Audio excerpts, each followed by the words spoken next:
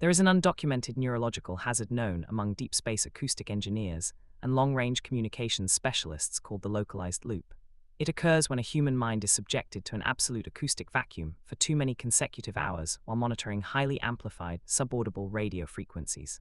The auditory cortex, desperate to interpret the silence, begins to fold back on its own neural pathways. It starts to process your internal thoughts as external audio stimuli, projecting your memories, your heartbeat, and your deepest anxieties back into your headphones as a physical, real-world signal. Most technicians can snap out of it by stepping into a room with ambient noise or listening to a piece of music. But sometimes, if you plunge too deep into that silent frequency, the loop solidifies. You find that the external reality you left behind has been completely overwritten by the echo of your own mind. My name is Daniel, and for 9 years, I worked as a deep space signal diagnostic specialist at the Cosmic Array facility on the isolated volcanic plateau of Mauna Kea, Hawaii. The installation was a monumental achievement of radio astronomy, a cluster of 24 ultra-high-frequency dishes that worked in unison to map the faint, cold electromagnetic whispers originating from the edge of the observable universe. While the daytime staff consisted of dozens of researchers, astrophysicists, and mechanical engineers maintaining the physical dishes, the night shift was completely solitary.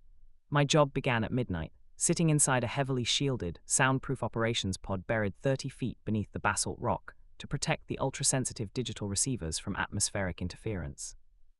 The environment inside the subterranean pod was a masterclass in synthetic isolation. The room was encased in thick layers of copper shielding and acoustic dampening foam that absorbed 99% of all ambient sound.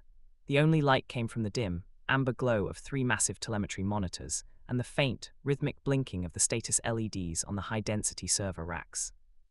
The silence was heavy, almost suffocating, a physical pressure that pressed against your eardrums until your own breathing sounded like the rushing of a distant tide, and the rhythmic thumping of your heart felt like a low, industrial drum beating in the corner of the room. You learn to rely on the visual data. You train your eyes to scan the scrolling spectral graphs, looking for a sudden spike in the frequency lines that might indicate an anomalous interstellar event. It was during a bitterly cold, windless night in early February when the Cosmic Array captured the loop. The time was exactly 3:13 in the morning. I was reviewing a series of deep space data packets from a distant, dormant star cluster in the Perseus constellation when the primary spectrum analyzer on my central monitor experienced a catastrophic structural collapse. The jagged, multicolored lines representing interstellar hydrogen emissions, solar winds, and background cosmic radiation instantly flattened into a single, perfectly level white line that stretched across the screen from edge to edge. I immediately initiated a system override, assuming a localized hardware malfunction or a blown liquid helium cooling line in the primary receiver. As the diagnostic software reinitialized the terminal, the raw audio feed from the central dish automatically routed itself to my high-impedance monitoring headphones. The deep space environment normally translates into a chaotic, organic hiss, a vast sea of cosmic white noise mixed with the occasional rhythmic pop of a distant pulsar. But my headphones didn't produce a hiss. They returned an absolute, freezing silence that felt cold enough to crack the plastic casing of the ear cups. I turned the master gain control on my mixing console to its absolute maximum. That was when the silence began to fracture. Out of the deep acoustic vacuum, a rhythmic sound emerged. It was incredibly faint at first, a soft, dual-tone metallic thud that repeated with an unyielding mechanical regularity. Thump-thump, thump-thump, thump-thump. I pulled up a digital frequency counter to isolate the signal. The readout on the screen blinked, registering a frequency of exactly 72 beats per minute. A sudden, sharp wave of cold sweat broke out across my forehead. I didn't need the computer to analyze the rhythm. I reached up with my left hand, placing 2 fingers against the carotid artery in my neck, counting the pulse in my own veins.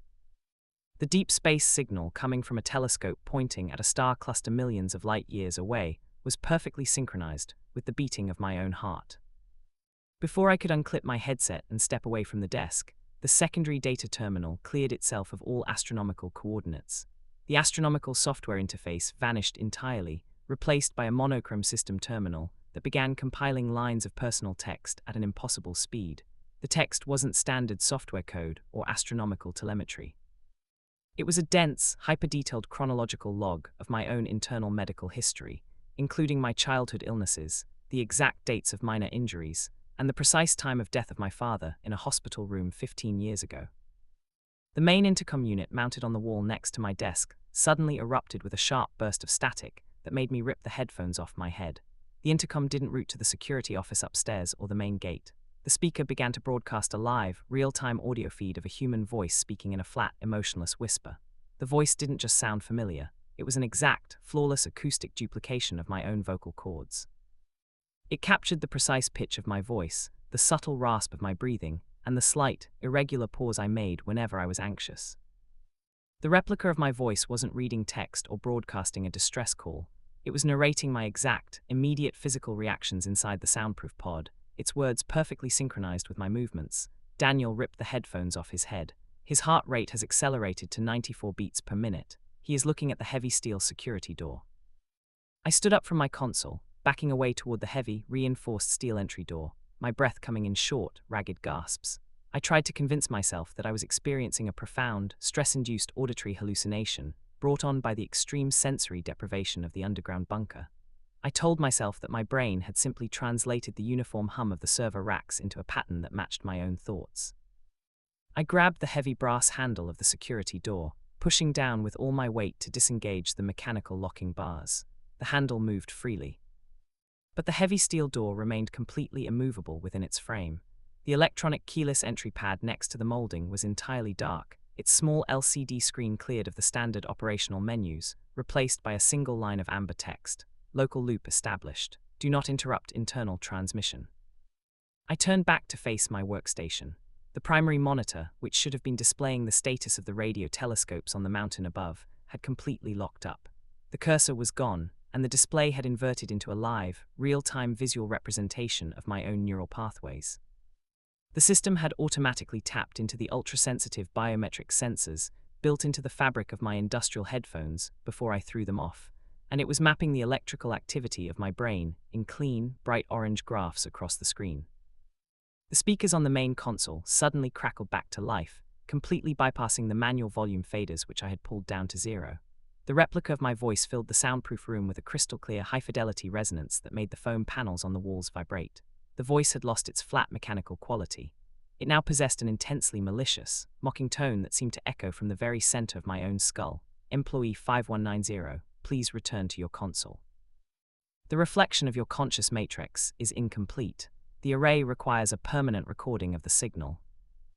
I grabbed a heavy steel rack-mounting tool from my maintenance kit, swinging the solid iron bar with all my strength against the locked security door. The metal tool struck the reinforced steel with a deafening, echoing crash that vibrated up the bones of my arms, but it didn't leave so much as a scratch on the industrial alloy. I turned around, my back pressed against the cold metal door, holding the tool over my shoulder as I stared at the glowing orange monitors. The voice through the speakers began to count down from 100. With every number it read aloud, a terrifying structural degradation occurred inside the subterranean pod. Physical dimensions of the room began to alter. When the voice reached 90, the bright fluorescent light fixtures on the ceiling began to flicker violently, their white light losing its stability and shifting into a dim, decaying amber glow that smelled of burning copper and ozone. When the voice reached 80, the soundproof acoustic foam panels on the walls began to peel away from the concrete structure, their porous material crumbling into a fine grey powder that drifted through the air like toxic ash. By the time the countdown reached 50, the modern computer monitors, the mixing desk, and the digital server racks had lost their contemporary interfaces. The equipment was physically reverting its own components, the plastic housings warping into old, cracked Bakelite cabinets, the flat screens shrinking down into small, circular cathode ray tubes that hummed with a violent green phosphorus glare. The room was resetting its technological parameters to the exact year the cosmic array facility had first been mapped out in the mid-20th century. The air inside the room became incredibly cold, dropping far below freezing in a matter of minutes. My breath formed thick white plumes that hung frozen in the green glow of the vacuum tube monitors. The smell of clean electronics was completely replaced by the thick, suffocating stench of old dust, decaying magnetic tape, and wet volcanic earth. I fell to my knees in the center of the room, dropping the iron tool onto the concrete floor, my hands clamping tightly over my ears to block out the sound of my own voice. But the countdown wasn't just coming from the speakers anymore.